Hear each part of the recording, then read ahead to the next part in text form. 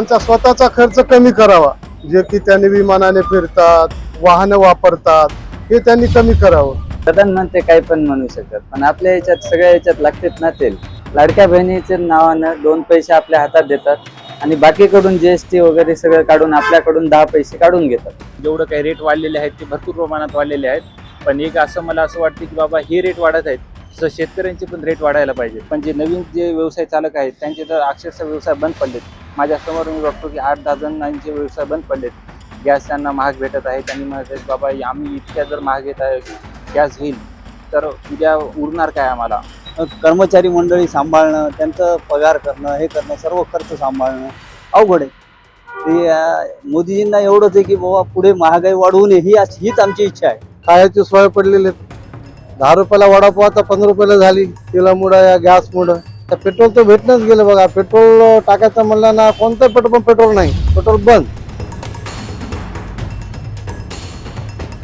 मला असं वाटतंय की आम्ही कमी प्रमाणात वडापाव विकू आणि अपव्यय टाळू. तेलाचा गैरवापर होऊ देणार नाहीत. जेवढं योग्य लागते तेवढंच वापर करू. खाद्यतेल तुम्ही किती दिवसभरात वापरता? 15 ते 18 लिटर लागते रेग्युलर. हां, तर आपण त्याच्यामध्ये अपव्यय तर होऊ देत नाही आधीपासूनच.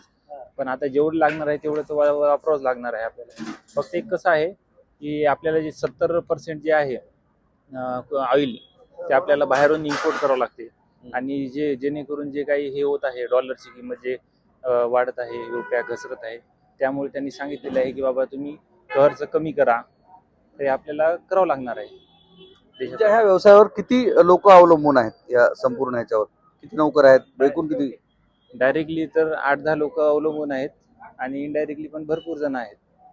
तर त्याच्यामुळं मी असं सांगतो की जेवढं होईल तेवढं खर्च कमी करा, जेणेकरून आपल्याला मदत होईल. सामान्य नागरिकांना जगणं खूप अवघड आहे. असे रेट वाढल्यामुळं सामान्य नागरिक जगणं मुश्किल आहे त्यांचं. कारण की सामान्य नागरिकांना जे काही रोजचा भत्ता आहे तो सेम मिळणार आहे, त्याच्यामध्ये काय वाढ होणार नाही. तर हे रेट वाढल्यानंतर त्यांनी जगावं कसं, करणार काय आहेत? वड्याचे रेट आता काय आहेत? सध्या वड्याचा रेट 10 रुपयाला एक सिंगल वडा आहे आणि वडापावचा रेट हा 15 रुपये आहे. हां, आता हे आमचा सुरुवातीला 10 रुपयेच रेट होता वडापावचा, पण आम्हाला 5 रुपये हे गॅसचे रेट वाढल्यामुळं आणि तेलाचे रेट वाढल्यामुळे हे करावं लागलेलं आहे. आत्ता पण परवडणारी व्यवस्था नाही, कारण की आता जे आपला सर्वे चालू आहे, सर्वे होत आहे, त्यामुळे ठीक आहे. जुने कस्टमर आहेत आपल्यासोबत अटॅच. पण जे नवीन जे व्यवसाय चालक आहेत त्यांचे तर अक्षरशः व्यवसाय बंद पडलेत. माझ्यासमोर मी बघतो की 8-10 जणांचे व्यवसाय बंद पडलेत. गॅस त्यांना महाग भेटत आहे. त्यांनी म्हणत आहेत बाबा आम्ही इतक्या जर महाग येत आहे गॅस घेईल तर उद्या उरणार काय आम्हाला. तर त्यामुळे त्यांनी व्यवसाय बंद केले आहेत माझ्यासमोर 8-10 जणांनी.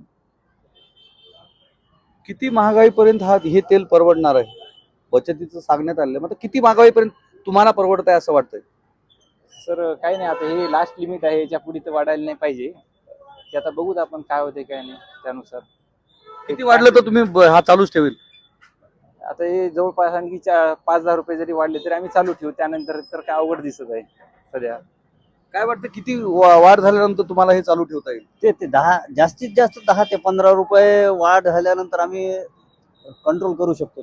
त्याच्यानंतर आम्हालाही थोडं अवघड जाणार आहे आणि गिरायकालाही अवघड जाणार आहे, आम्हालाही अवघड जाणार आहे. त्याच्यात सगळे कर्मचारी मंडळी सांभाळणं, त्यांचं पगार करणं, हे करणं, सर्व खर्च सांभाळणं अवघड आहे.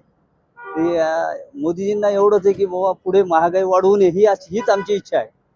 तेलाचे रेट म्हणा, बाकीची महागाई वाढवू नये असं आम्हाला वाटतंय. तर ही महागाई नियंत्रित आणण्याचं काम कोणाचं आहे?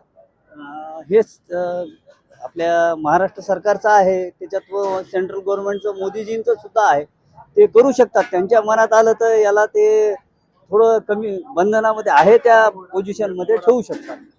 बाकीच्या याच्यावर हे करून इकडं अत्यावश्यक वस्तूमध्ये कंट्रोल करू शकतात. ते ज्या चैनीच्या वस्तू आहेत त्याच्यामध्ये वाढवून इकडल्याला आहे त्या स्थितीमध्ये ठेवू शकतात. त्यांना एवढंच सल्ला देणार की बाबा ते त्यांचा स्वतःचा खर्च कमी करावा, जे की त्यांनी विमानाने फिरतात आणि उच्च वाहनं वापरतात, हे त्यांनी कमी करावं, जेणेकरून आम जनतेवर त्याचा परिणाम होणार नाही. मी कारागीर आहे. सोन्या चांदीचा कारागीर आहे. सोन्या चांदीची कारागीर आहेत. नरेंद्र मोदींनी असं पण सांगितलंय की सोने खरेदी करू नका. तुमच्या व्यवसायावर कितपत परिणाम झालेला आहे? आतापर्यंत काही नाही आहे. तर कारागीरचा तर कोणी विचार करत नाही, पण मोठ्या मोठ्या दुकानदाराला फरक पडते. आम्ही समजा ते कारागिरी सोडून दुसरं इतर बी काम करू, त्याच्याबद्दल काही नाही आमचं. तर किती कारागिरांना ह्या आव्हानामुळं त्यांच्या नोकरीला मुकावं लागले, नोकरी सोडावं लागली, कारण कारागिरांचा एक मुळच त्याच्यावर आहे अवलंबून आहे. पण आता ते बघावं लागेल की आता आणखीन तर काही झालं नाही, परत किती कारागीर कमी होणार. कमी करणं म्हणजे अवघड आहे ना, कारण कसं आता आदत पडलेला आहे, खायची सोय पडलेली आहे.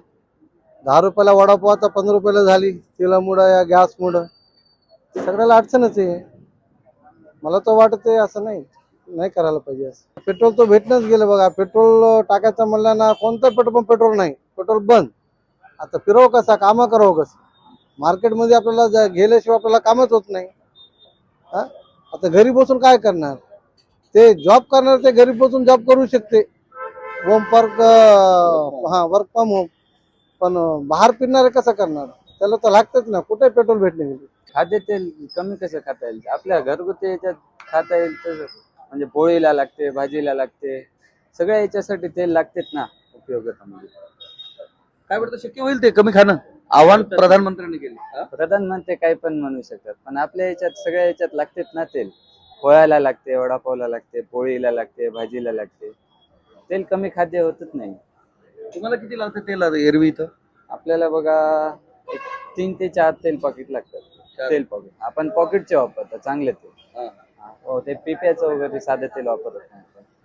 काय प्लेट आहे आपल्याकडं? आपल्या इकडं पोहा 20 रुपये प्लेट आहे. पोह्यासंग मिरची असते, दही असते, कांदा असतो, लिंबू, काकडी.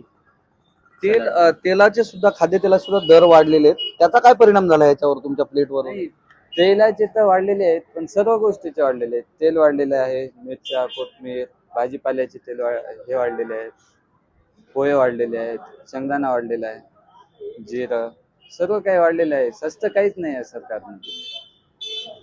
तुमचं काय, सरकारला काय आव्हान आहे? त्यांनी जे बचतीचं आव्हान केलं, तुम्ही काय आव्हान करू शकता? तर काय वाटतं तुम्हाला, सरकारनं काय करायला पाहिजे? सरकारने लाडक्या बहिणीचे 2 पैसे देऊन आपल्याकडचे 10 पैसे काढून घेणं हे केलेलं आहे.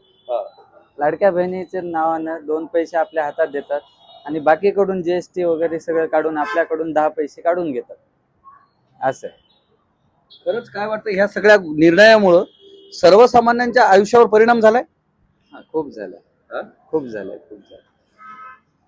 तर हे छोटे मोठे व्यावसायिक आहेत, ज्याच्यामध्ये यांचा जो मुख्य संबंध येतो तो तेलाशी येतो. खाद्यतेल यांना लागतं दिवसभरामध्ये. अनेकांना, कोणाला 18 लिटर लागत असेल, कोणाला 20 लिटर, असे छोटे मोठे व्यावसायिक आहेत, कोणाला 5-10 लागत असेल. ज्याच्यामुळं त्यांचे जे वडापाव आहे त्याचे दर सुद्धा वाढलेले आहेत. कधी काळी 10 रुपयाला मिळणारा मजूर वर्ग आहे, सर्वसामान्य नागरिक आहे, ज्यांना वेळेवर जेवण उपलब्ध होत नाही, ते लोक येऊन इथं खातात. मात्र आता त्या वडापावचे दर जे आहेत ते पण वाढलेले पाहायला मिळतात. आणि याच्यावर नियंत्रण आणण्याचं काम सरकार नाही, नुसती आव्हानं करून चालणार नाहीत, तर ते नियंत्रण आणण्याचं जे धाडस आहे ते सरकारने दाखवा आणि सर्वसामान्यांना दिलासा द्यावा, असं मत सामान्यांनी व्यक्त केलंय. कॅमेरामन सुधाकर सह मी धनंजय सोळंके, टाइम्स ऑफ मराठी, नांदेड.